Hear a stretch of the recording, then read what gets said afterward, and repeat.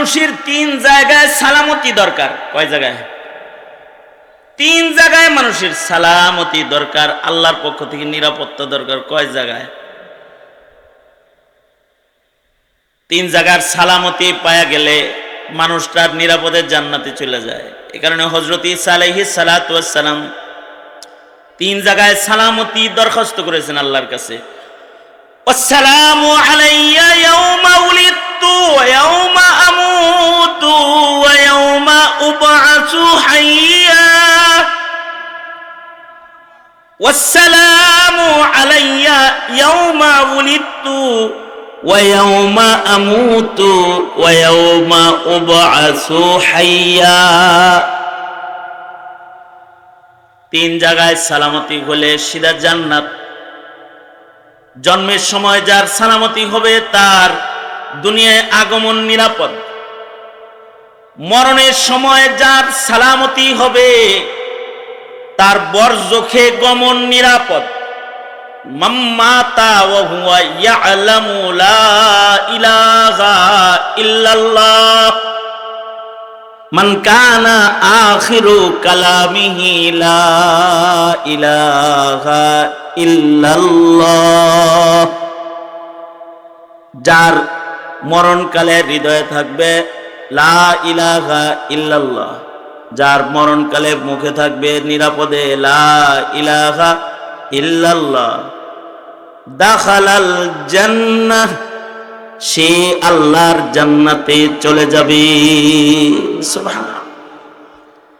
কারণ যার মরণকালে লা ইলাহা ইল্লাল্লাহ উচ্চারিত হইল তার মরণ নিরাপদ, সালামতির হয়ে গেল।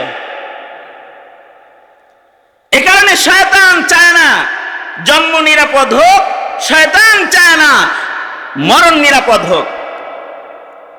এ কারণে মানুষ যখন মৃত্যুবরণ করে শয়তান তখনও পেরেশান হয়। যদি ঈমান নিয়ে চলে যায়, পেরেশানিটা কি বললাম? যদি ঈমান নিয়ে চলে যায় তাহলে শয়তানের মিশন ফেল, তার মিশন বরবাদ। এ কারণে শয়তান পেরেশান হয়ে যায় যদি আবার ঈমান নিয়ে চলে যায়। এ কারণে মানুষের মৃত্যুর সময় শয়তান চতুর্দিক দিয়ে ঘিরে ফেলে।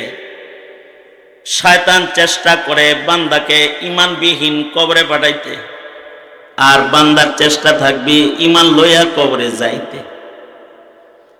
তবে আমাদের এক বুজুর্গ বলেছেন জান্নাত মাত্র 2 কদম। কিন্তু আসলে জান্নাত কত দূর? জান্নাতের সীমানা কোত্থেকে শুরু? ইনদা সিদরাতিল মুনতাহা ইনদাহা জান্নাতুল মাওয়া। হযরত জিবরাইল আলাইহিস সালাতু ওয়াস সালামের স্টেশন, যেখানে তিনি অবস্থান করলে ওনাকে প্রত্যাদেশ দিলে সেখান থেকে জমিনে এসেছেন প্রত্যাদেশ নিয়ে ওনার স্টেশনের নাম সিদরাতুল মুনতাহা। সিদরাতুল মুনতাহায় একটা বড়ই গাছ আছে, এটা হলো হযরত জিবরাইলের স্টেশন।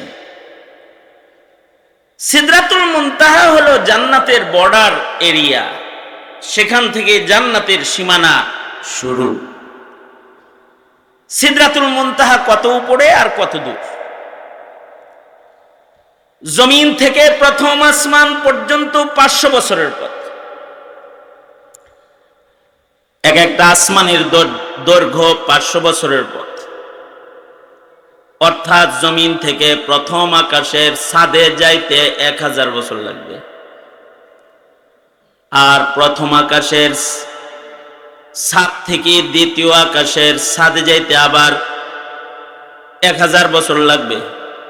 এক এক আকাশের মাঝখানে 500 বছরের পথ, এক এক আসমান 500 বছরের দৈর্ঘ্যপথ। দ্বিতীয় আসমানের ছাদ থেকে তৃতীয় আসমানের ছাদে পৌঁছতে 1000 বছর লাগবে আবার। এভাবে সপ্ত আকাশের ছাদ, অর্থাৎ যেথায় রয়েছে মসজিদ আল বাইতুল মামুর, যেটা ফেরেশতাদের কিবলা, যেখানে বাবা খলিল হেলান দেয়া বসা সরওয়ারে দু আলম মিরাজের রাতে মোলাকাত করেছেন। বাইতুল মামুর পর্যন্ত, জমিন থেকে বাইতুল মামুর ৭,০০০ বছরের পথ।